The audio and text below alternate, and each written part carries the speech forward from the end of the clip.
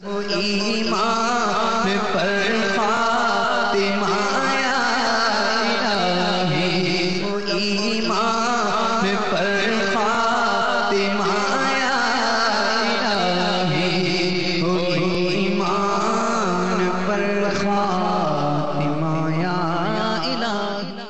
الحمدللہ رب العالمین والصلاة والسلام علی سید المرسلین، اما بعد فاعوذ باللہ من الشیطان الرجیم، بسم اللہ الرحمن الرحیم۔ الصلاة والسلام علیک یا رسول اللہ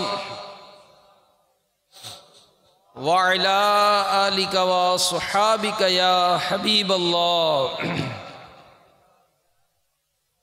الصلاة والسلام علیک یا نبی اللہ وعلی آلک وصحابک یا نور اللہ۔ نویت سنت الاعتکاف، فرمان مصطفیٰ صلی اللہ تعالی علیہ وآلہ وسلم، نیت المؤمن خیر من عملہ، مسلمان کی نیت اس کے عمل سے بہتر ہے۔ اللہ کی رضا کے لیے اور ثواب بڑھانے کے لیے آئیے کچھ اچھی نیتیں کر لیتے ہیں کہ رضا الہی کے لیے، حصول ثواب کے لیے، علم دین حاصل کرنے کے لیے بیان میں شریک رہوں گا انشاءاللہ۔ تعظیم علم دین کی خاطر جتنا ہو سکا دو زانوں بیٹھ کر خوب کان لگا کر توجہ کے ساتھ بیان سنوں گا۔ جو باتیں سنوں گا اسے یاد رکھوں گا، عمل کروں گا، دوسروں تک پہنچانے کی کوشش کروں گا۔ دو جہاں کے تاجور سلطان بحر صلی اللہ تعالی علیہ وآلہ وسلم نے فرمایا، بندہ جب تک مجھ پر درود پڑھتا رہتا ہے ملائکہ اس پر رحمت نازل کرتے رہتے ہیں۔ اب بندے کی مرضی ہے کہ وہ درود پاک کم پڑھے یا زیادہ۔ صلو علی الحبیب صلی اللہ تعالی علی محمد وعلی آلہ وصحبہ وبارک وسلم۔ جب سرزمین عرب پر آفتاب نبوت طلوع ہوا تو اس کی نورانیت سے کفر کی تاریکیاں یہ چھٹنے لگیں۔ لوگ آہستہ آہستہ معبودان باطلہ کو چھوڑ کر حلقہ بگوش اسلام ہونے لگے اور شرک سے بیزار ہو کر اللہ واحد و یکتا کی عبادت کرنے لگے۔ لیکن ابھی تک اعلانیہ دعوت اسلام کا آغاز نہیں ہوا تھا۔ اسی دوران اللہ رب العزت جل جلالہ کا حکم ہوا کہ اے محبوب، آپ اپنے قریبی خاندان والوں کو ڈرائیے۔ تو رسول اکرم نور مجسم نے تمام قریش کو جمع کر کے انہیں دعوت اسلام پیش کی۔ چنانچہ سیدنا ابن عباس رضی اللہ تعالی عنہ سے روایت ہے کہ جب یہ آیت مبارکہ نازل ہوئی وَأَنذِرْ عَشِيرَتَكَ الْأَقْرَبِينَ، ترجمہ کنز ایمان، اور اے محبوب اپنے قریب تر رشتہ داروں کو ڈراؤ۔ تو پیارے آقا مدینے والے مصطفیٰ صلی اللہ تعالی علیہ وآلہ وسلم نے کوہ صفا پر چڑھ کر قریش کی شاخوں کو پکارنا شروع کیا، اے بنی فہر، اے بنی عدی۔ یہاں تک لوگ جمع ہو گئے۔ جو نہ آ سکا اس نے اپنا نمائندہ بھیجا کہ دیکھے آخر بات کیا ہے۔ جب ابو لہب سمیت قریش کے دیگر لوگ آ چکے تو مبلغ اعظم رسول اکرم صلی اللہ علیہ وآلہ وسلم نے فرمایا، اگر میں کہوں کہ وادی کے اس طرف ایک لشکر جرار ہے جو تم پر حملہ کرنا چاہتا ہے تو کیا تم لوگ مجھے سچا مانو گے؟ سب نے کہا جی ہاں، ہم آپ کی تصدیق کریں گے کیونکہ ہم نے ہمیشہ آپ کو سچ بولتے ہی سنا ہے۔ فرمایا تو پھر میں تمہیں قیامت کے سخت عذاب سے ڈراتا ہوں جو سب کے سامنے ہے۔ اس پر معاذ اللہ عز وجل ابو لہب بکواس کرنے لگا، تم ہمیشہ کے لیے تباہ ہو جاؤ، کیا تم نے اسی لیے جمع کیا تھا؟ تو اس وقت یہ آیات نازل ہوئیں، تبت یدا ابی لہب وتب ما اغنی عنہ مالہ وما کسب۔ ترجمہ کنز الایمان، تباہ ہو جائیں ابو لہب کے دونوں ہاتھ، اور وہ تباہ ہو ہی گیا، اسے کچھ کام نہ آیا اس کا مال اور نہ جو کمایا۔ تو مفسر شہیر حکیم الامت مفتی احمد یار خان علیہ رحمت الحنان نور العرفان میں مذکورہ بالا آیات کے تحت فرماتے ہیں کہ اس سے چند مسئلے معلوم ہوئے۔ پہلا یہ کہ رب عز و جل کے بدگوئیوں یعنی گستاخوں کو حضور علیہ الصلاۃ والسلام نے جواب دیا، اور حضور کے بدگوئیوں کو رب عز و جل نے جواب دیا۔ دشمنان خدا کی جواب دہی سنت رسول ہے، اور دشمنان رسول کو جواب دینا یہ سنت الہیہ ہے۔ دوسرا یہ کہ جس قسم کی بکواس کفار نے حضور علیہ الصلاۃ والسلام سے کی، اسی قسم کا جواب رب نے دیا۔ تو معلوم ہوتا ہے کہ حضور صلی اللہ تعالی علیہ وآلہ وسلم رب تعالی کے محبوب اکبر ہیں۔ تیسرا یہ کہ قرآن کریم نے تمام مجرموں کی سزائیں بیان فرمائیں، جن میں سب سے زیادہ سخت سزا حضور علیہ الصلاۃ والسلام کی بدگو کی ہے۔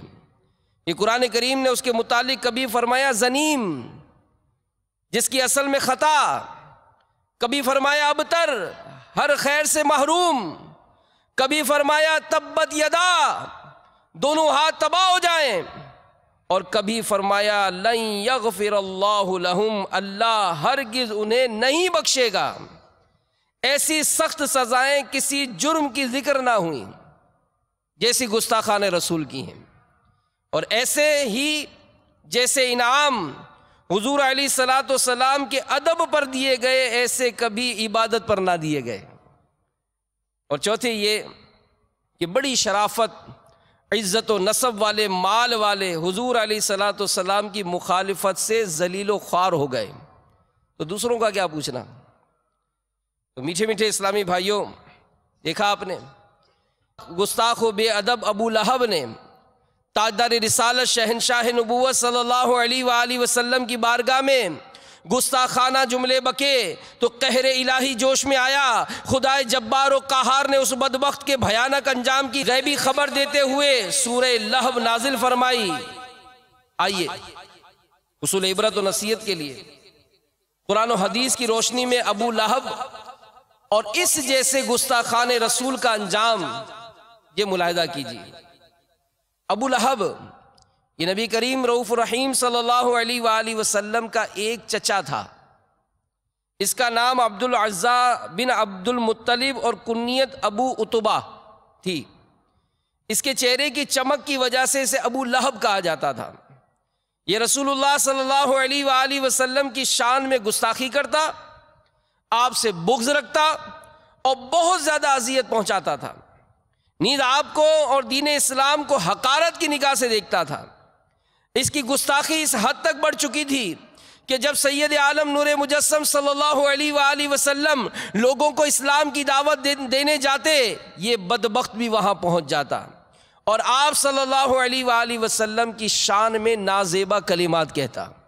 چنانچہ سیدنا ربیعہ بن عباد دیلی رضی اللہ تعالی عنہ اسلام لانے کے بعد زمانے جاہلیت کا واقعہ بیان فرماتے ہیں کہ میں نے ذوالمجاز کے بازار میں دیکھا لوگ نبی اکرم رسول محتشم صلی اللہ تعالی علیہ وآلہ وسلم کے ارد گرد جمع تھے، اور آپ صلی اللہ علیہ وآلہ وسلم ان سے فرما رہے تھے یا ایھا الناس قولوا لا الہ الا اللہ تفلحوا، اے لوگو لا الہ الا اللہ کہو فلاح پا جاؤ گے۔ جبکہ آپ صلی اللہ علیہ وآلہ وسلم کے پیچھے ایک صاف ستھرے چہرے اور بھینگی آنکھوں والا شخص کھڑا تھا جس کے سر پر 2 چوٹیاں تھیں۔ لوگوں سے کہہ رہا تھا یہ بے دین، یہ جھوٹا ہے۔ آپ علیہ الصلوۃ والسلام جہاں جاتے یہ بھی پیچھے پیچھے جاتا. میں نے لوگوں سے پوچھا تو انہوں نے بتایا کہ آپ صلی اللہ علیہ وآلہ وسلم کا چچا ابو لہب ہے. تو ان آیات سے ابو لہب کی کمینگی اور رسول اکرم صلی اللہ علیہ وآلہ وسلم سے کینہ پروری کا بخوبی اندازہ لگایا جا سکتا ہے. مگر یہ قابل تسلیم حقیقت ہے کہ گستاخ رسول کو بالآخر بھیانک انجام سے دوچار ہونا پڑتا ہے.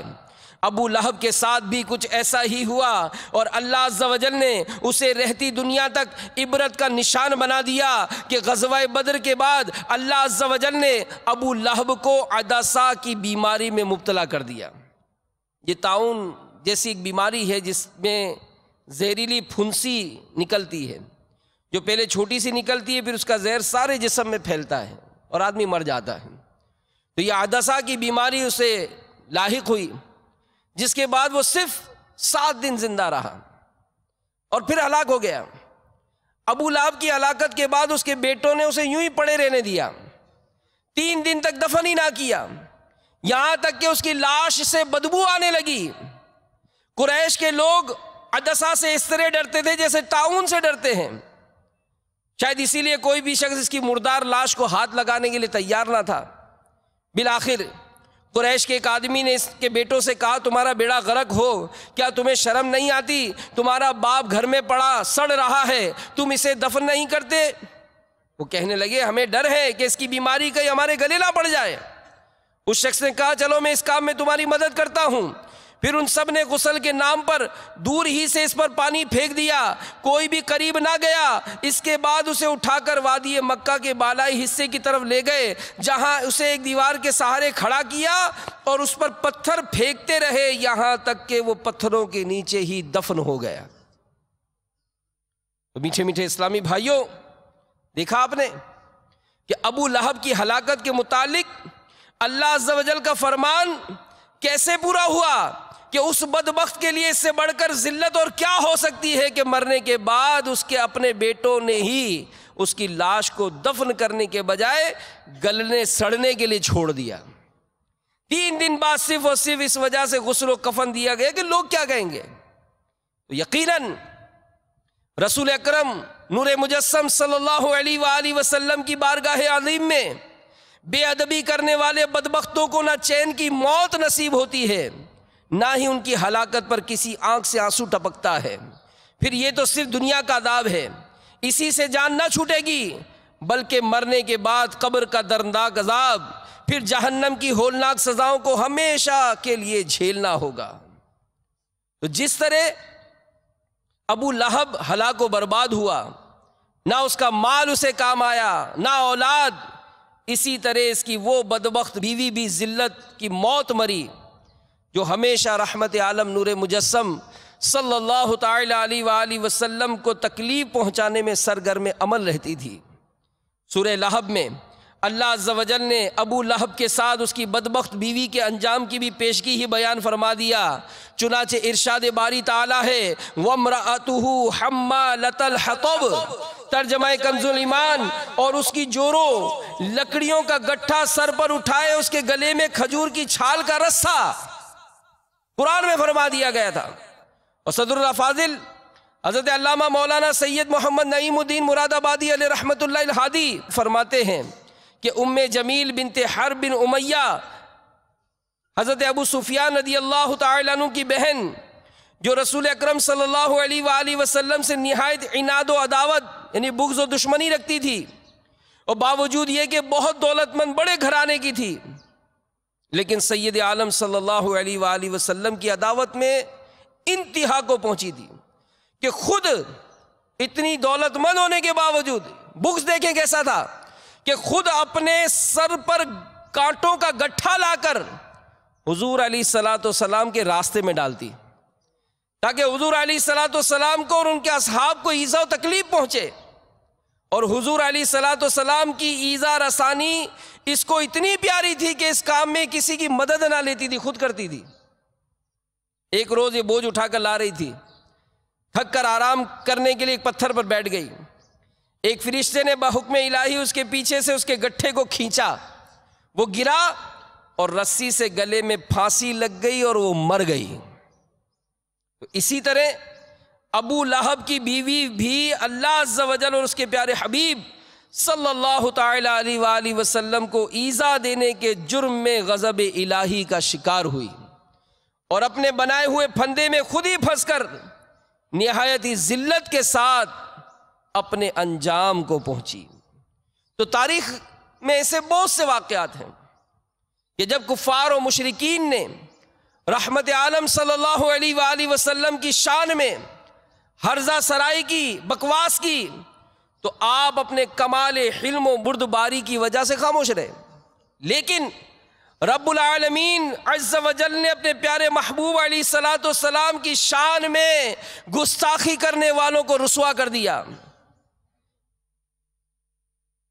انہی میں سے ایک واقعہ شاہ فارس کسریٰ کا بھی ہے۔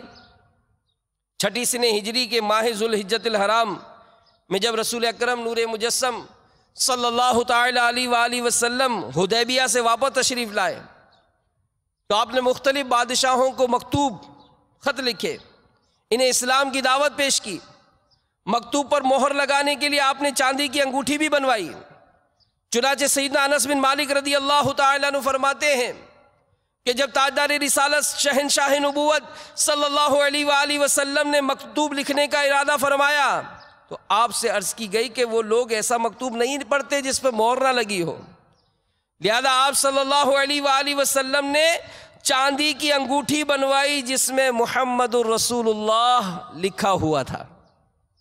ایک مکتوب آپ صلی اللہ علیہ وآلہ وسلم نے حضرت عبداللہ بن حذافہ رضی اللہ تعالی عنہ کے ہاتھ فارس کے بادشاہ کسریٰ کی طرف بھیجا، جس کا مضمون کچھ یوں تھا کہ محمد رسول اللہ نبی امی کی طرف سے کسریٰ شاہ فارس کے نام، اس شخص پر سلام ہو جو ہدایت کی پیروی کرے اور اللہ عز و جل اور اس کے رسول صلی اللہ علیہ وآلہ وسلم پر ایمان لائے اور گواہی دے کہ اللہ عز و جل کے سوا کوئی عبادت کے لائق نہیں، وہ تنہا ہے، اس کا کوئی شریک نہیں، اور حضرت محمد مصطفیٰ صلی اللہ علیہ وآلہ وسلم اس کے بندے اور رسول ہیں۔ میں تمہیں اللہ عز و جل کی طرف بلاتا ہوں کیونکہ مجھے اللہ عز و جل کی طرف سے تمام لوگوں کی طرف بھیجا گیا ہے تاکہ جو زندہ ہیں میں انہیں ڈر سناؤں، جو کافر ہیں ان پر حجت پوری ہو جائے۔ اسلام قبول کرنے ہی میں سلامتی ہے، اگر انکار کرو گے تو سارے مجوسیوں کی گمراہی کا گناہ تمہاری گردن پر ہوگا۔ جب اس بدبخت کے سامنے یہ ہدایت نامہ پڑھا گیا تو اس نے وہ مبارک مکتوب خط یعنی خط لیا اور ٹکڑے ٹکڑے کر ڈالا، معاذ اللہ۔ سلطان جو جہاں شہنشاہ کون و مکان صلی اللہ علیہ وآلہ وسلم کے متعلق یہ بھی کہا کہ میرا ایک غلام مجھے اس طرح کا خط لکھنے کی جسارت کرے۔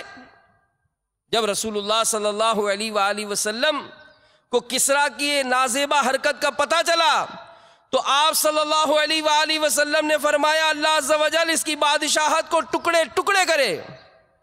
پھر ویسا ہی ہوا جیسا آپ نے فرمایا، چنانچہ مکتوب پھاڑنے کے بعد کسریٰ نے اپنے یمن کے گورنر بازان کو لکھا کہ حجاز میں رہنے والے اس شخص کے پاس اپنے 2 طاقتور جوان بھیجو تاکہ وہ اسے پکڑ کر میری بارگاہ میں پیش کریں۔ بازان نے حکم کی تعمیل کرتے ہوئے فوراً 2 آدمی منتخب کیے، انہیں ایک خط دے کر سید عالم صلی اللہ علیہ وآلہ وسلم کے پاس روانہ کیا جس میں لکھا تھا کہ آپ ان دونوں جوانوں کے ہمراہ کسریٰ کے پاس حاضر ہو جائیں۔ جب بازان کے قاصد تاجدار رسالت صلی اللہ علیہ وآلہ وسلم کی بارگاہ اقدس میں حاضر ہوئے تو ان میں سے ایک نے کچھ یوں گفتگی کی کہ شاہوں کے شاہ کسریٰ کی طرف سے ہمارے گورنر بازان کو حکم ملا کہ آپ کو اس کے سامنے پیش کیا جائے، اگر آپ ہمارے ساتھ چلنے پر آمادہ ہیں تو بازان بطور سفارش ایک خط شہنشاہ کو تحریر کرے گا جس کا فائدہ یہ ہوگا کہ شاہ فارس آپ کو اذیت پہنچانے سے باز رہے گا، اور اگر آپ نے چلنے سے انکار کیا تو آپ اسے اچھی طرح جانتے ہیں کہ وہ آپ کو اور آپ کی قوم کو ہلاک کر دے گا، آپ کے شہروں کو اجاڑ کر رکھ دے گا۔ اس ساری گفتگو میں سرکار صلی اللہ علیہ وآلہ وسلم نے ان دونوں کی صورتوں کو بھی دیکھنا گوارا نہ کیا، کیونکہ انہوں نے داڑیاں منڈائی ہوئی تھیں، مونچھیں بڑھائی ہوئی تھیں، جب ان کی بات پوری ہو چکی تو پیارے آقا صلی اللہ علیہ وآلہ وسلم نے فرمایا تمہارے لیے خرابی ہو، آخر داڑھی منڈانے اور مونچھیں بڑھانے کا حکم تمہیں کس نے دیا ہے؟ وہ بولے ہمارے رب کسریٰ نے، معاذ اللہ۔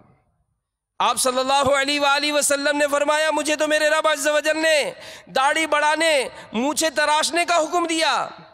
نیز آپ صلی اللہ علیہ وآلہ وسلم نے انہیں اسلام کی دعوت پیش کی، پھر ان سے فرمایا ابھی تو تم یہاں سے چلے جاؤ، کل دوبارہ آنا، میں تمہیں اپنے ارادے سے آگاہ کروں گا۔ اسی رات جبریل امین علیہ السلام بارگاہ رسالت میں یہ خبر لائے کہ اللہ عز و جل نے آپ کی گستاخی کرنے والے بدبخت کسریٰ پر اس کے بیٹے شیرویہ کو مسلط کر دیا، جس نے رات کی فلاں ساعت میں کسریٰ کو قتل کر دیا ہے۔ اگلے دن جب وہ دونوں افراد بارگاہ رسالت میں حاضر ہوئے تو آپ صلی اللہ علیہ وآلہ وسلم نے ان سے فرمایا کہ بازان کو جا کر یہ بات بتا دو کہ گزشتہ رات 7 پہر گزرنے کے بعد میرے رب عز و جل نے اس کے رب کسریٰ کو ہلاک کر دیا ہے۔ یہ سن کر دونوں کہنے لگے آپ کو معلوم ہے آپ کیا کہہ رہے ہیں؟ کیا ہم آپ کی بات یہ بادشاہ کو لکھ بھیجیں؟ تو سرکار صلی اللہ علیہ وآلہ وسلم نے فرمایا ہاں ضرور اسے خبر دو، اور ساتھ یہ بھی کہنا کہ ان قریب میرا دین، میری حکومت کسریٰ کی سرحدوں تک پہنچے گی، بلکہ وہاں تک پہنچے گی جہاں تک کوئی کھر یا سم والا جانور پہنچ سکتا ہے۔ اسے کہہ دینا اگر اسلام قبول کر لو تو میں تمہارے مال و اسباب بادشاہت تمہارے حوالے کر دوں گا۔ یہ دونوں قاصد بازان کے پاس پہنچے، اسے ساری باتیں سنائیں۔ بازان نے کہا اگر ان کی خبر سچ ہے تو یقیناً وہ نبی مرسل ہیں۔ ابھی تھوڑی دیر نہ گزری تھی کہ بازان کے پاس شیرویہ کا خط آیا جس میں اس نے اپنے باپ شاہ فارس کو قتل کرنے کی خبر دی۔ اب بازان پر سرور کونین رحمت عالمیان صلی اللہ علیہ وآلہ وسلم کی صداقت، ان کی عظمت، ان کی رفعت روز روشن کی طرح عیاں ہو چکی تھی، لہذا بازان بہت سارے فارسیوں نے اسلام قبول کر لیا۔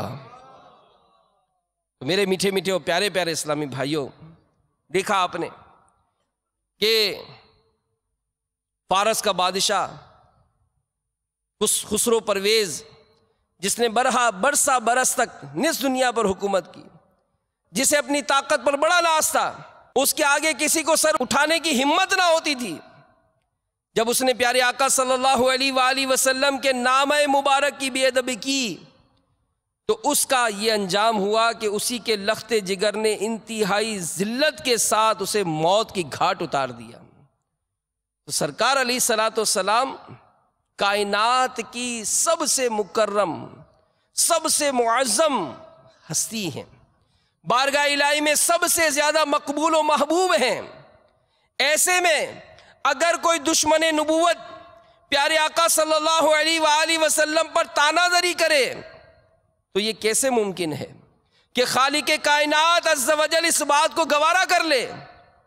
وہ ہستی جنہیں حبیب خدا ہونے کا شرف حاصل ہو، اس کے متعلق کسی بھی قسم کے نازیبا الفاظ استعمال کرنا یا انہیں کسی بھی طرح سے تکلیف پہنچانا اللہ عز و جل کو ہرگز پسند نہیں، بلکہ ایسی جسارت کرنے والوں کو دردناک عذاب کی وعید سنائی گئی۔ چنانچہ ارشاد باری تعالی ہے والذین یؤذون رسول اللہ لہم عذاب علیم، ترجمہ کنز ایمان، اور وہ جو رسول اللہ کو ایذا دیتے ہیں ان کے لیے دردناک عذاب ہے۔ ایک اور مقام پر اللہ عز و جل نے ایسے لوگوں پر لعنت فرمائی، چنانچہ ارشاد باری تعالی ہے ان الذين يؤذون الله ورسوله لعنهم الله في الدنيا والآخرة وأعد لهم عذابا مهينا۔ ترجمہ کنز ایمان، بے شک جو ایذا دیتے ہیں اللہ اور اس کے رسول کو ان پر اللہ کی لعنت ہے دنیا اور آخرت میں، اور اللہ عز و جل نے ان کے لیے ذلت کا عذاب تیار کر رکھا ہے۔ تو معلوم ہوا کہ دو جہاں کے تاجور سلطان بحربر صلی اللہ تعالی علیہ وآلہ وسلم کی گستاخی کرنے اور انہیں اذیت پہنچانے والا آخرت میں دردناک عذاب کا مستحق ہے، اور دنیا میں بھی اس کا انجام بھیانک ہوتا ہے۔ مولا علی مشکل کشا کرم اللہ تعالی وجہ الکریم فرماتے ہیں، نبی مکرم رسول محتشم صلی اللہ تعالی علیہ وآلہ وسلم نے اپنے ایک منہ مبارک، بال مبارک کو پکڑ کر ارشاد فرمایا، جس شخص نے میرے ایک بال کو تکلیف دی بے شک اس نے مجھے تکلیف دی، اور جس نے مجھے تکلیف دی اس نے اللہ کو تکلیف دی، اور جس نے اللہ کو تکلیف دی اس پر زمین و آسمان کے بھرنے کے برابر خدا کی لعنت۔ تو جب سرور عالم صلی اللہ تعالی علیہ وآلہ وسلم کے کسی بال مبارک کو تکلیف پہنچانے والا لعنت خداوندی کا مستحق ہے، تو اس شخص کا کیا حال ہوگا جو محبوب خدا کی گستاخی کر کے آپ کی ذات کو تکلیف اور قلب نازنین کو رنج پہنچائے۔ ایسے بدبخت کو یقیناً قہر الہی کی مار پڑے گی اور اس کا نشان صفحہ ہستی سے مٹ جائے گا۔ تو ایسے بہت سے واقعات ہیں کہ جس میں رسول کریم صلی اللہ علیہ وآلہ وسلم کی ذات مبارک یعنی آپ کی شان میں بے ادبی کرنے والوں کو کا بڑا بھیانک انجام ہوا۔ تو میرے میٹھے میٹھے اسلامی بھائیوں، یہ جو واقعات ہم نے سنے کہ جب کسی بدبخت نے اللہ کے محبوب دانۂ غیوب صلی اللہ علیہ وآلہ وسلم کو کسی بھی طرح ایذا پہنچائی یا ان کی شان میں بے ادبی کی، جرت کی، تو ایسے شخص کو مخلوق کے بجائے خود خالق کائنات نے سزا دی، مگر اس سے کوئی شخص یہ نہ سمجھے کہ گستاخ رسول کو کوئی سزا نہیں دینی چاہیے، بلکہ اس کا معاملہ اللہ ہی کے سپرد کر دینا چاہیے۔ غور کیجئے کہ جب تک کعبے کے پاسباں نہ تھے تب تک اللہ عز و جل خود اس کی حفاظت فرما رہا تھا، مگر پاسبانوں کی موجودگی میں اس کی حفاظت کا ذمہ انہی کو سونپ دیا۔ یہی وجہ ہے کہ جب ابرہہ نے کعبے پر یلغار کی تو فوراً ابابیلوں کا لشکر نازل ہو گیا، ابرہہ کے فوج اور ان کے قوی ہیکل ہاتھیوں کو زمین چاٹنے پر مجبور کر دیا۔ جب یزیدیوں نے خانہ کعبہ پر فوج کشی کی، بیت اللہ کی حرمت کو پامال کیا، تو کہیں سے کوئی ابابیل نہ آئی۔ ناموس رسالت کا معاملہ بھی اسی طرح ہے کہ کبھی تو اللہ عز و جل نے اپنے محبوب کی عزت، ناموس کی حفاظت اپنے ذمہ کرم پر لی، اور گستاخان رسول کے متعلق ارشاد فرمایا، اِنَّا كَفَيْنَاكَ الْمُسْتَهْزِئِينَ، ترجمہ کنز ایمان، ان ہنسنے والوں پر ہم تمہیں کفایت کرتے ہیں۔ اور کبھی یہ حفاظت اپنے بندوں کے سپرد کر کے انہی گستاخان رسول کے متعلق حکم ارشاد فرمایا۔ ترجمہ کنز ایمان، پھٹکارے ہوئے جہاں کہیں ملے پکڑے جائیں، گن گن کر مارے جائیں۔ تو ہو سکتا ہے کہ شیطان کسی کے ذہن میں یہ وسوسہ پیدا کرے کہ حسن اخلاق کے پیکر نبیوں کے سرور صلی اللہ علیہ وآلہ وسلم تو تکلیف پہنچانے والوں کو معاف فرما دیا کرتے تھے، ہمیں ان کے طرز عمل اختیار کرتے ہوئے سزا کے بجائے معافی کا ترجیح دینی چاہیے۔ یاد رکھیے، اگرچہ سردار دو جہاں صلی اللہ علیہ وآلہ وسلم انتہائی رحم دل، مشفق، مہربان تھے، آپ صلی اللہ علیہ وآلہ وسلم نے کبھی بھی ذاتی انتقام لینے کی غرض سے نہ کسی کو جان سے مارا، نہ ہی کسی کو ہلکی سی بھی چوٹ پہنچائی۔ آپ صلی اللہ علیہ وآلہ وسلم ذاتی رنج پہنچانے والوں کو نہ صرف معاف فرما دیتے بلکہ انہیں دعاؤں سے نوازتے۔ چنانچہ اس پر بھی روایات موجود ہیں۔ تو ممکن ہے دینی معلومات نہ رکھنے والے یا اسلام دشمن عناصر اسے ظلم و بربریت کا انجام دیں کہ اس کی آڑ میں اسلام کو بدنام کرنے کی کوشش کریں۔ تو یہاں یہ بات ذہن نشین رکھنا ضروری ہے کہ جس شخص کے جرم کا اثر پورے معاشرے پر پڑتا ہے، دوسرے لوگوں کو اس سے حوصلہ ملتا ہو، دین کی بنیاد کمزور ہوتی ہو، تو لوگوں کی عزت و آبرو، جان و مال پامال ہوتے ہوں، شریعت کے مطابق ایسے شخص کو سزا دینا، اس پر حد جاری کرنا ظلم و بربریت نہیں بلکہ مخلوق خدا پر رحمت و شفقت اور انسداد ظلم و بربریت یعنی ظلم کی روک تھام ہے۔ تو بے شک اللہ عز و جل اور اس کے پیارے رسول صلی اللہ علیہ وآلہ وسلم نے جو سزائیں مقرر فرمائیں ان میں سراسر امن اور رحمت ہے، کیونکہ دین اسلام در حقیقت ایک ایسا پرامن نظام ہے جس میں ہر انسان کی جان و مال، عزت و ناموس کی تحفظ کا خیال رکھا گیا۔ لہذا اگر چند ایک مجرموں پر سزا نافذ کرنے سے باقی سب لوگوں کی جان و مال کا تحفظ مجرمانہ ذہنیت رکھنے والوں کو عبرت مل جائے تو اس سے بڑھ کر رحمت و شفقت کیا ہوگی؟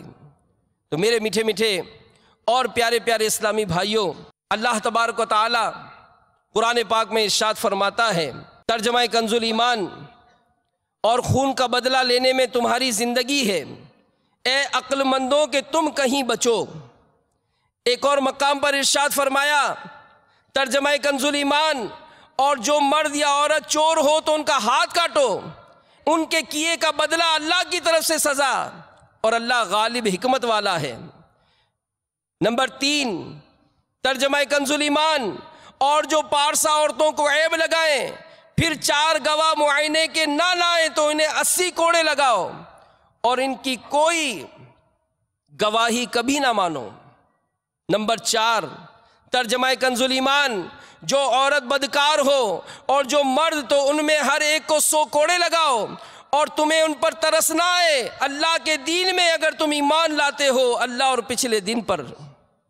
یعنی شرعی سزائیں جاری کرنے میں کسی کی رعایت نہ کرو، نہ کمزور پر ترس کھاؤ کہ اسے معاف کر دو، نہ بڑے آدمی پر مرعوب ہو کر اسے چھوڑ دو۔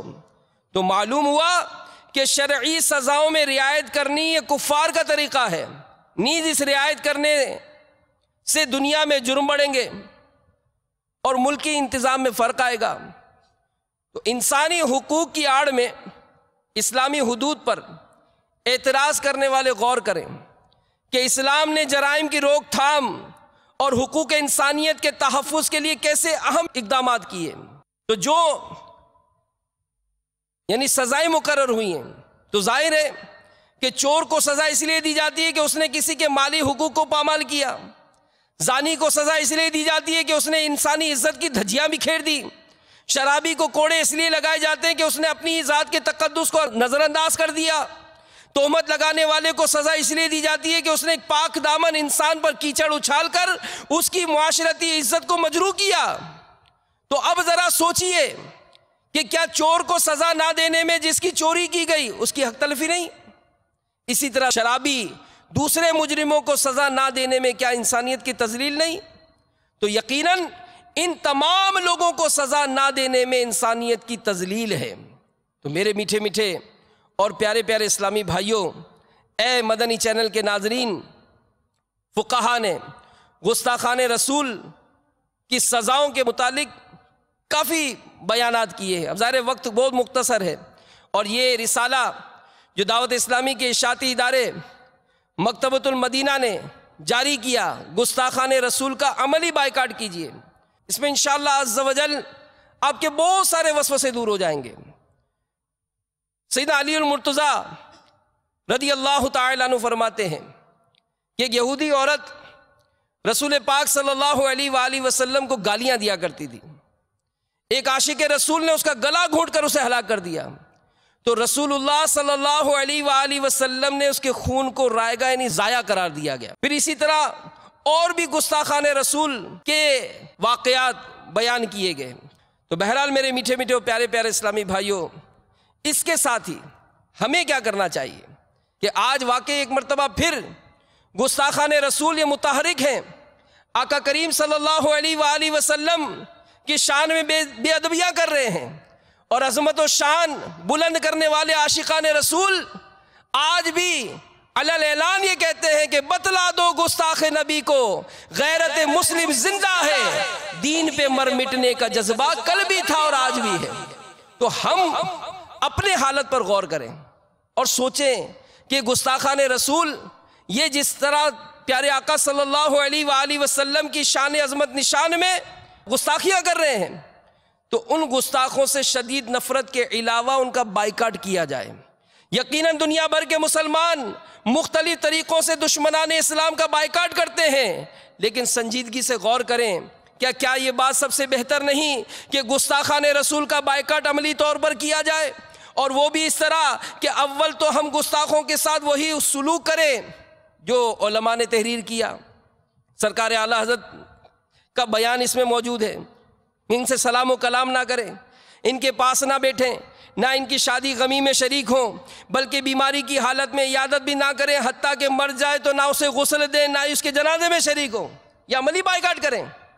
کہ اگر ہم دیکھیں، غور کریں تو ہمارے کاروباری معاملات ان سے ہیں، ہم خوشی غمی میں ان کے ساتھ اٹھے بیٹھے رہتے ہیں، جبکہ وہ ہمارے سامنے ہی اپنی مجلسوں بیٹھکوں میں گستاخیاں کرتے ہیں۔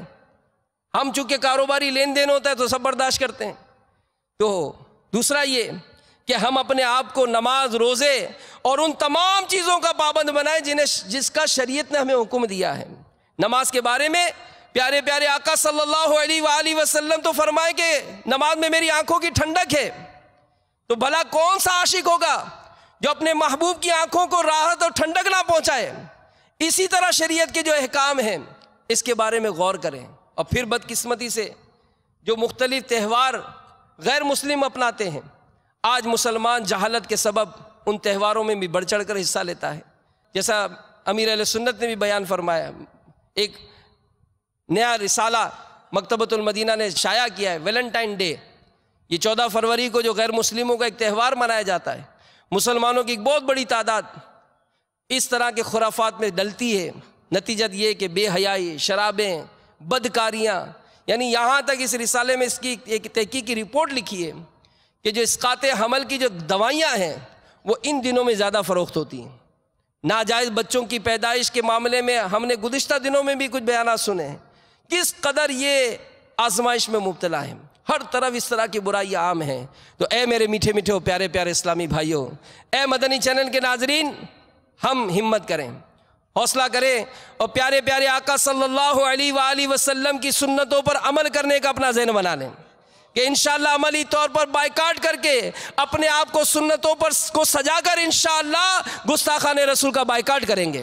اس کے لیے 2 رسالے، یہ رسالہ گستاخان رسول کا عملی بائیکاٹ کیجئے، یہ رسالہ حاصل کیجئے۔ اسی طرح دارالافتاء کا ایک اہم فتویٰ تحریری طور پر شائع ہوا ویلنٹائن ڈے قرآن و حدیث کی روشنی میں، اسے بھی حاصل کیجئے۔ اللہ تعالی ہم سب کو عمل کی توفیق عطا فرمائے، آمین بجاہ النبی الامین صلی اللہ تعالی علیہ وآلہ وسلم۔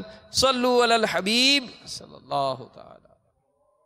ایمان پر